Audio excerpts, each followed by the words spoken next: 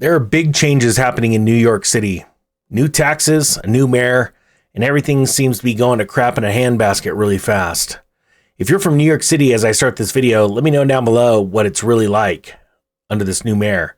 You see, for decades, New York City sold itself as the financial capital of the world, a city where billionaires parked money in luxury penthouses, global companies opened headquarters, and wealthy investors bought second homes simply to have a foothold in Manhattan.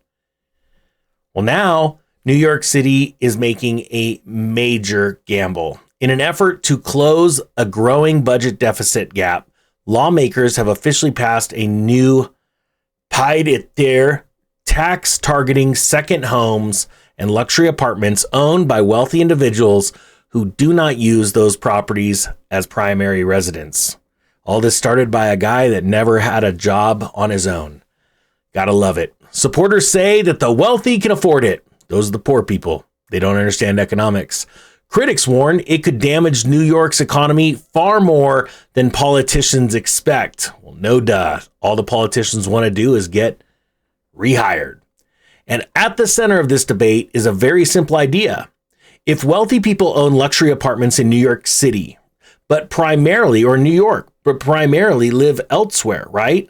The city believes that they should pay significantly more taxes. Under the new law, second homes valued at $1 million $1 million will face new annual taxes. During the first phase, condos and co-ops valued between $1 million and $3 million will face a 4% annual tax on top of what they're already paying. Homes valued between $3 million and $5 million will face a 5.25% tax, while properties above $5 million will face a 6.5% tax. The city expects the tax to generate roughly $500 million in additional revenue. But many investors, real estate brokers, and tax attorneys believe the long-term economic damage could be much larger than the short-term revenue gain. I'll give you a little hint. The people that own these properties, they own companies. And they own companies that are probably primarily based out of New York City. They're about to all go bye-bye. And one billionaire has already become a symbol of this entire fight. And that is Citadel CEO Ken Griffin.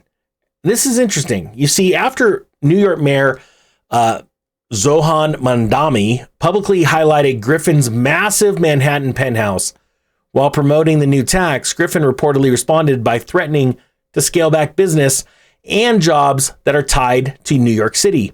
And that matters enormously because wealthy residents do not just pay property taxes. They support the entire economic ecosystem in New York. Luxury real estate brokers, construction firms, restaurants, hotels.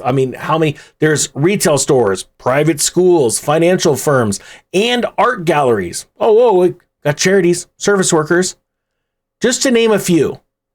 When ultra-wealthy individuals spend time in New York, they inject enormous amounts of money into the city. That economy, far beyond housing itself. Critics fear that the city may now be sending a dangerous message. Well, no freaking duh. New York is becoming increasingly hostile towards wealth creation and investment. That's because they are going from socialism to communism. Sorry, I digress. But wealthy individuals have something many ordinary residents do not, and that is mobility, right? Ken Griffin already lives in Florida for tax purposes. Smart dude. And New York becomes too expensive or politically hostile. If they do, critics argue that people like him may simply spend less time there, invest less money there, or move business elsewhere entirely. And in today's world, that risk is very real. It's not just New York. California is already working on their way of destroying that state. You see, Florida, Texas, Nevada, and other low-tax states are aggressively competing for wealthy residents, investment firms, and businesses leaving high-tax cities. This is happening at a particularly fragile moment right now for New York City itself. Commercial real estate remains under pressure constantly in that city. Office vacancy rates are now elevated. Remote work threatened or has weakened demand for Manhattan office space, and high interest rates have already slowed parts of the housing market in New York. Adding additional taxes to luxury real estate could weaken demand even further.